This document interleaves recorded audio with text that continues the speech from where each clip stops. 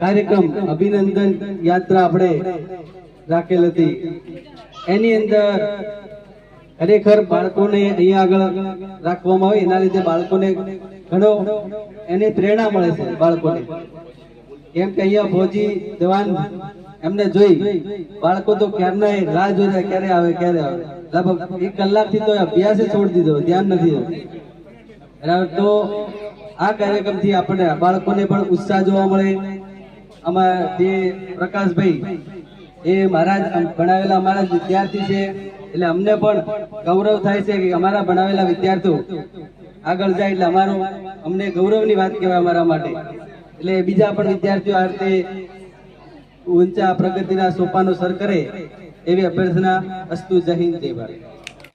માતા કી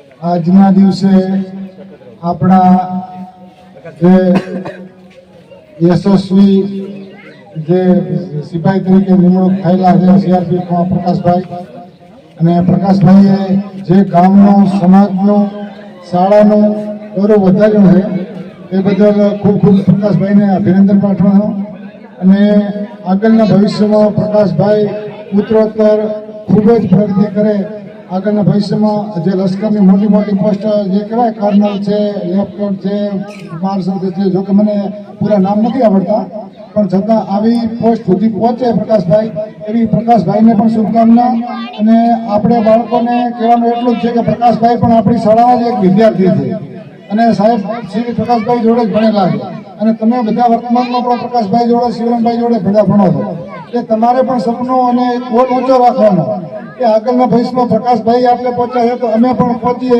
અને એવું અત્યારથી સંકલ્પ જ કરી દેવાનો પછી આપણે ભલે લશ્કરની પાંખમાં ન જવાય તો ગમે આઈએએસ છે આઈપીએસ છે આઈએફએસ છે આઈઆરએસ છે કે પછી પોલીસ કોન્સ્ટેબલમાં કે ડોક્ટરમાં કે એન્જિનિયરમાં કે ઘણી બધી જે સરકારી પોસ્ટો છે એમાં આપણો એક ગોલ નક્કી રાખવાનો કે આગળના ભવિષ્યમાં આપણે પણ આવી રીતનું ગામમાં સન્માન થાય અને આવો માહોલ ઊભો થાય અને ગામને પણ આપણે આગળના ભવિષ્યમાં એક યશસ્વી ગામ યશસ્વી શાળા યશસ્વી સમાજ અને એ રીતના આપણે નિર્માણ કરી શકીએ એવી દરેકને શુભકામના પાઠવું છું અને તમે આગળના ભવિષ્યમાં આવા અત્યારે તો એક પ્રકાશભાઈ આવ્યા છે ભૂતકાળમાં 2-3 આપણા ગામના ભાઈ શ્રી શૈલેષભાઈ પીરાભાઈ છે પછી ગૌતમભાઈ છે આ બધા પણ એક સરહદી જે લશ્કરની બ્રાન્ચો કે એમાં જોઈન્ટ થયેલા છે એટલે અત્યારે આ ટાઈમે યાદ કર્યા છે એમને પણ આપણે યાદ કરીએ કે એ લોકો પણ ઉચ્ચતર પ્રગતિ કરતા રહે અને આપણે એવો સંકલ્પ કરીએ કે અત્યારે આ 2 કે 3 નહીં પણ આગળના ભવિષ્યમાં આપણા ગામમાંથી 50 યુવાનો આ લશ્કરમાં જોડાય અને પ્રગતિ કરે એવી ખૂબ ખૂબ શુભકામના. ધન્યવાદ. આપણે ઘણી ખરી વાતો તો થઈ ગઈ. ભારત આઝાદ થયા આજે ઘણા બધા વર્ષો થઈ ગયા.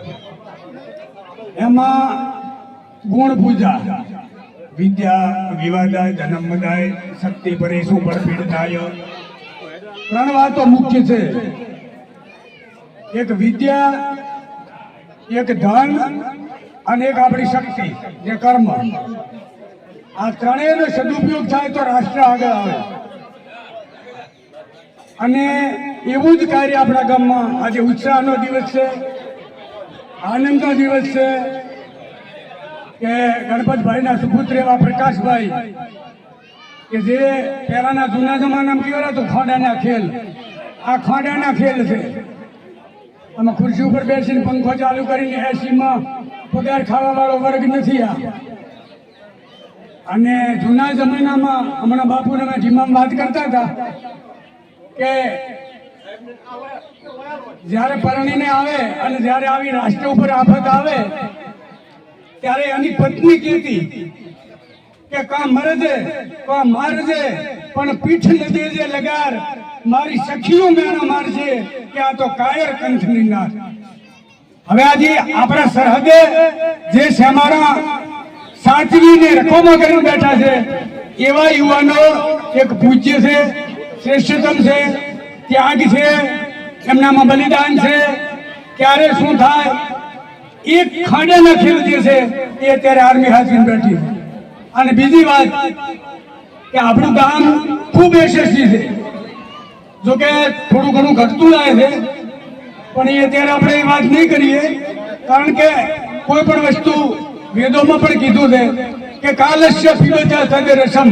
તમે અમુક વસ્તુઓ જે સંસ્કાર છે, માણસની તેજસ્વીતા છે, ગુણ છે, એ સંસ્કારિતા નહીં સાચવો તો તે ભેળ પડી જાય.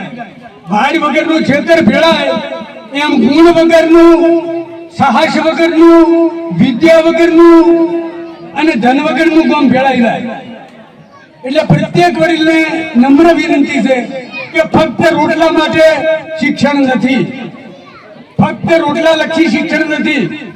અને આપણા સાક્ષી છે, છેલ્લા 25-30 વર્ષથી આપણે ઉંમરમાં તો શેઠ બિહારી સાહેબ હતા, ત્યાં પછી આ શાળા જોડે આપણે જોડાયેલા છીએ. અને મોટામાં મોટું યોગદાન હોય તો આપણી શાળાનું છે. અને આપણે ભાગ્યશાળી પણ છીએ અને પુણ્યશાળી પણ છીએ, કારણ કે આપણને સ્ટાફ જ એવો મળે છે ને કે ઘરે બેઠા આપણને એમ થાય કે નાના ગામમાં કાંઈક સારું થાય. શિક્ષકો પણ એવા મળે, એ ભાગ્યની વાત હોય છે, પણ લેવા જે નથી મળતું. અત્યારે શેઠથી આદિ સુધી એક શાંત રીતે શાળાની પ્રવૃત્તિઓ જોઈએ, બાળકોનું શિક્ષણ જોઈએ, શાળાના કાર્યક્રમો જોઈએ, તો એક પ્રેરણા લેવા આપણા શિક્ષકશ્રીઓ.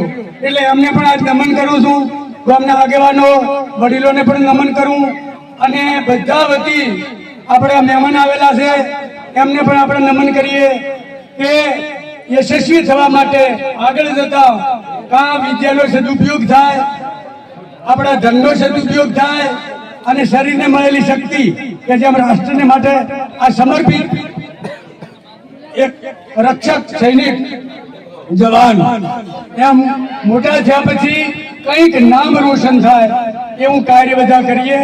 ગામમાં સંસ્કાર આવે, સરળતા આવે, ગામમાં પવિત્રતા આવે, ગામમાં ભગવાનની જગ્યા છે અહીંયા સારા સંસ્કાર આપણને મળે છે, ત્યાં બેઠક વધારીએ, ગામનો વિકાસ થાય એવા કાર્યો કરીએ, સારા સારા માણસો જેમ આપણને મળ્યા છે એનો સદુપયોગ થાય. એટલા માટે બધાને કહું કે ભગવાન અમને એવી શક્તિ આપે કે અમારા ગામમાં કંઈક નવું નિર્માણ થાય, કંઈક જોશ નિર્માણ થાય, કંઈક સંસ્કાર નિર્માણ થાય. અને આ ગામડી ઠેકથી 30 વર્ષ પહેલા આ ગામડીનું નામ હતું, એટલે આપણે 50 વર્ષ ઉજવ્યા ને ત્યારે આખા ગુજરાતમાંથી લોકો આવેલા અને અમને એક આ ગામની છાપ લઈને ગયેલા. અને પેપરોમાં પણ આવું પણ એક ગામ હોઈ શકે. એટલે એ ગામને આપણે હાચવી રાખવું છે, એ શાળા પરિવારને આપણે હાચવી રાખવો છે. એ શિક્ષણ, એ સંસ્કાર, એનો સમન્વય જે છે તેની પાવિત્રતા આપણે હાચવવી છે. એના માટે આપણા બધાની ફરજ છે વ્યક્તિગત કે આપણે બધા એમાં કંઈક ને કંઈક યોગદાન શક્તિ પ્રમાણે દેતા રહીએ. ભગવાન આપણને શક્તિ આલે, સમય આપે અને એવી નિષ્ઠા આલે કે ભગવાન માટે, રાષ્ટ્ર માટે, કુટુંબ માટે, સમાજ માટે આપણે કંઈક કરતા રહીએ. જય ભારત. અસ્તુ.